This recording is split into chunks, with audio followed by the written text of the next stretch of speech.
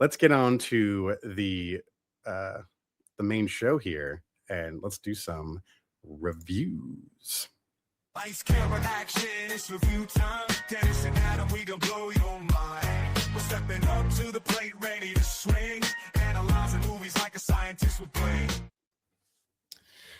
That's right, reviews, and I'm only doing one. Probably I should have prepared another one for you, but I was worried it would get way too boring. It just being me sitting here talking to myself.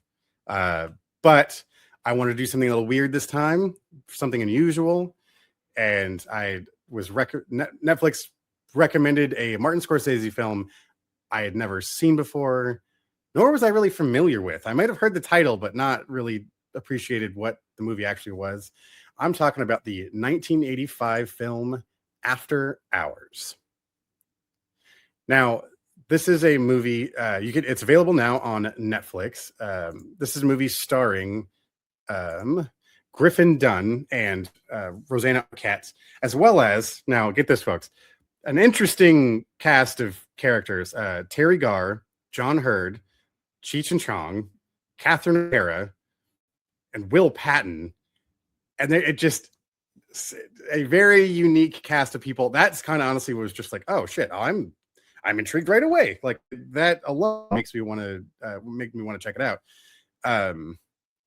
It's telling the story of this word processor working in this business office in New York City that clearly is just not into his job. He's just glazed over when his coworkers trying to tell him about what he wants to do with his life and all the stuff, and he's just not having it. He's just gone. And like this is just a job. He's just going through the motions.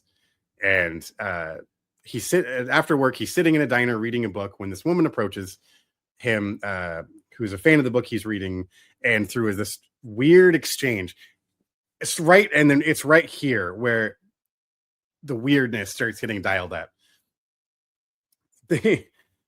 Rosanna Arquette proceeds to tell him she's going to a friend's house, and she was really into making paper mache art. In fact, she sells paperweights that are made to look like a cream cheese covered cream cheese covered bagel, and asks if he would like to buy one, sight unseen from the stranger.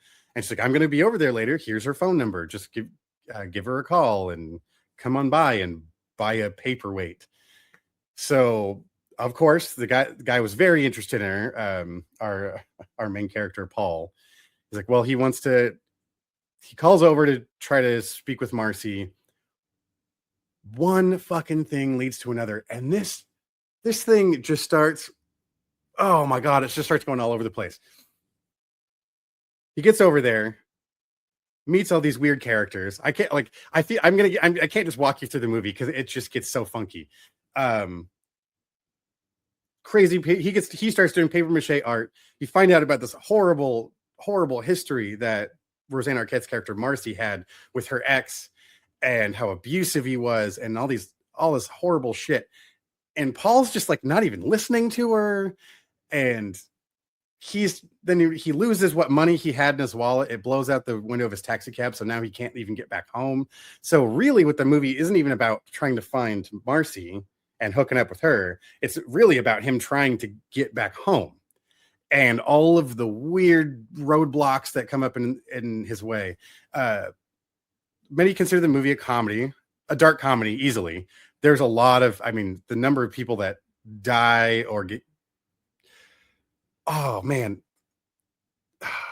it's fucking weird. I think I remember reading somewhere this was one of the last things Scorsese directed that wasn't based on another literary work or based on another film that he was a fan of. It was wholly original, written by Joseph Minion. It's a lot of high marks online. There's a lot. I didn't look at any of the reviews until after I finished watching the movie. I wanted to pass my own judgment on it first. But this one is a trip, man. Maybe this is one you should be a lot more stoned for when you watch it, because I don't think I was stoned enough. From being coated in paper mache to look like a statue to escape an angry mob that was trying to kill him. And then he gets picked up by Cheech and Chong and thrown in a van full of stolen goods, to trying to convince a bartender to let him into his apartment so he can find the keys he needs to get back home. And then he ends up flooding his toilet, to then going to a metal club where again his life gets threatened and he gets the shit beat out of him several times. He witnesses a murder. He's accused of murder. He's accused of being a burglar. It's so weird, guys. I will say I was really on board with it for like the first act, and then it just kept going down this funky rabbit hole. One thing leads to another, and we arrive at this ending that I was so thankful to finally get to. Having said all that, I did appreciate the boldness of a lot of the choices that were made. The cinematography I loved. It looked really good. The performances from a lot of these actors, especially these those names that I called out, were really interesting.